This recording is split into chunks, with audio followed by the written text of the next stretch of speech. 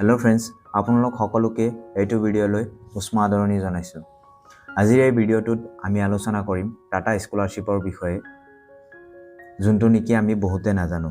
তো বন্ধুসকল, টাটা স্কলাৰশ্বিপটো স্কুল কলেজৰ প্ৰায়বিলাক ছাত্ৰ ছাত্ৰীয়ে পায়।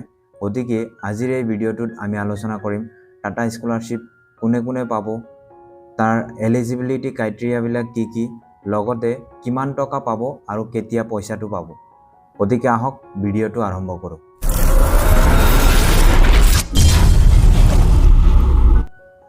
তো বন্ধুসকল, এতিয়া আমি অলপমান জানি লওঁ টাটা স্কলাৰশ্বিপটো আচলতে হয় কি।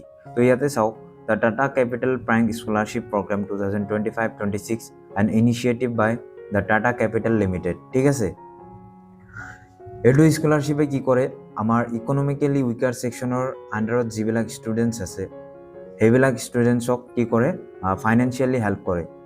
এতিয়া আমি জানিব লাগিব কোন ক্লাছৰ ষ্টুডেণ্টছক ফাইনেন্সিয়েল হেল্প কৰে। যোনবিলাক ষ্টুডেণ্টছে নেকি 11-12ত ষ্টাডি কৰি আছে, তাৰপিছত degree students from various courses like polytechnic, diploma, ITI course etcetera. ঠিক আছে, তো বন্ধুসকল, টাটা স্কলাৰশ্বিপ যোনটো আছে এইটো আমাক তিনিটা ফেজত প্ৰভাইড কৰে। ফাৰ্ষ্ট ফেজটো হৈছে 11-12ৰ ষ্টুডেণ্টছ, যিসকল ষ্টুডেণ্টছে নেকি 11 and 12 ক্লাছ পঢ়ি আছে। ঠিক আছে, তো মই ফাৰ্ষ্টত আপোনালোকক ক'ব বিচাৰিম যে ষ্টুডেণ্টছ ফ্ৰম 11 and 12 কি এলিজিবিলিটি ক্ৰাইটেৰিয়া লাগিব। ঠিক আছে, এলিজিবিলিটিৰ ভিতৰত প্ৰথম ক্ৰাইটেৰিয়া হৈছে open to Indian nationals only, students currently enrolled in classes 11 or 12 at recognized educational institution in India. Applicants must be secured at least 60% marks in the preceding academic year. তাৰপিছত annual income, family income যোনটো আছে এইটো 2.5 লাখছৰ বিল' হ'ব লাগিব অৰ less than 2.5 lakhs. ঠিক আছে, তাৰপিছত must be study at a recognise board, এটা ৰিকগনাইজ বৰ্ডত ষ্টাডি কৰিব লাগিব। ঠিক আছে, দ্বিতীয়তে আমি আলোচনা কৰিম Tata Capital Prime scholarship programme for general graduation, polytechnic, diploma ITI 2025-26ৰ ষ্টুডেণ্টছৰ কাৰণে। ঠিক, তো ইয়াতে চাওক, ফাৰ্ষ্ট এলিজিবিলিটি ক্ৰাইটেৰিয়া হ'ল open to Indian nationals only, students currently enrolled in undergraduate programme like BA, BSc, BCom, etcetera. Applicants must have secured at least 60% marks in preceding class. ঠিক আছে, তাৰপিছত এনুৱেল ইনকামটো 2.5 লাখছ অৰ equal হ'ব লাগিব। তাৰপিছৰ ক্ৰাইটেৰিয়াটো হৈছে must be pursuing education from a recognized college, university or technical institute in India. ঠিক আছে, তাৰপিছত আমি ডিছকাছ কৰিম থাৰ্ড ফেজৰ বিষয়ে।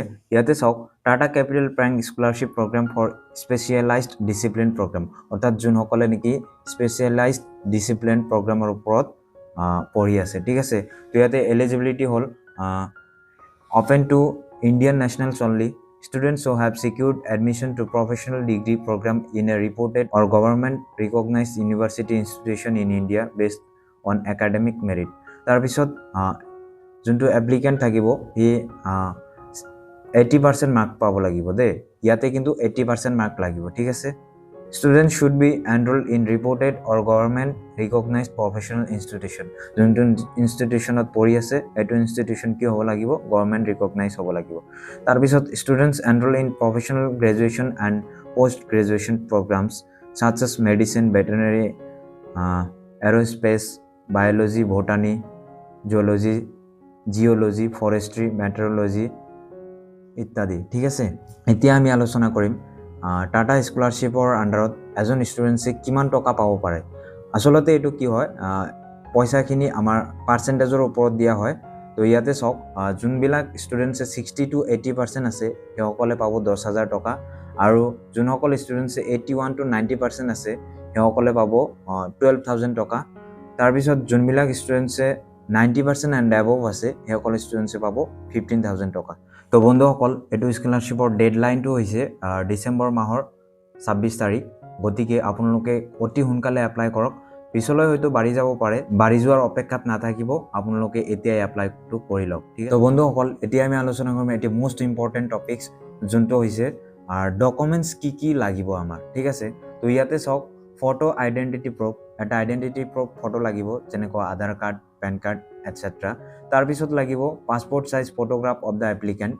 তাৰপিছত লাগিব ইনকাম প্ৰুফ, মানে আমাৰ ইনকাম চাৰ্টিফিকেট এটা লাগিব।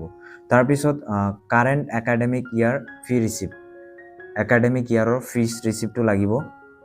তাৰপিছত প্ৰুফ অফ এডমিশ্যন, আমি যোনটো ইনষ্টিটিউশ্যনত পঢ়ি আছোঁ তাৰে এডমিশ্যন ৰিচিপ্ট এটা লাগিব, ঠিক আছে। তাৰপিছত বেংক একাউণ্ট ডিটেইলছ, তাৰপিছত হ'ল মাৰ্কশ্বিট অৰ গ্ৰেড কাৰ্ডছ লাগিব। তো বন্ধুসকল, এতিয়া আমি আলোচনা কৰিম এই স্কলাৰশ্বিপৰ বাবে আমি কেনেকৈ এপ্লাই কৰিম। তো চিম্পলি আপোনালোকে আপোনালোকৰ লেপটপ নাইবা মোবাইল ফোনৰ ক্ৰ'ম ব্ৰাউজাৰত যাব। তাৰপিছত তাতে আপোনালোকে চাৰ্চ কৰিব চিম্পলি টাটা স্কলাৰশ্বিপ। তো যোনটো ফাৰ্ষ্ট লিংক আহিব তাতে আপোনালোকে চিম্পলি ক্লিক কৰিব। তাতে আপোনালোকৰ মোবাইল নম্বৰ, OTP দি এইবিলাক দি আপোনালোকে এটা একাউণ্ট ক্ৰিয়েট কৰিব লাগিব। তাৰপিছত আধাৰ কাৰ্ড ভেৰিফাই হ'ব। তাৰপিছত আপোনালোকৰ ৰিকুৱাৰ্ড ডকুমেণ্টছখিনি বিচাৰিব, তাতে আপোনালোকে ডকুমেণ্টছ দিব। তাৰপিছত আপোনালোকৰ ফাইনেল এপ্লাই হৈ যাব, ঠিক আছে। তো এপ্লাই প্ৰচেছটো ভেৰি চিম্পল, আপোনালোকে এপ্লাই সকলোৱে কৰিব, মোৰ ৰিকুৱেষ্ট এইটো। আৰু আপোনালোকৰ সুবিধাৰ্থে মই লিংকটো ডেছক্ৰিপশ্যনত দি ৰাখিছোঁ, আপোনালোকে কাইণ্ডলি একবাৰ ডেছক্ৰিপশ্যনটো চাই ল'ব। আজিলৈ ইমানতে সামৰণি মাৰিছোঁ, আহি আছোঁ নেক্সট ভিডিঅ'লৈ আপোনালোকৰ মাজত। গতিকে আপোনালোকে যোনে মোৰ চেনেলটোত নতুনকৈ আহিছে সেইসকলে কাইণ্ডলি মোৰ চেনেলটো ছাবস্ক্ৰাইব কৰক আৰু মোক ছাপোৰ্ট কৰক, যাতে আপোনালোকৰ বাবে আৰু ভাল ভিডিঅ' লৈ আহিব পাৰোঁ।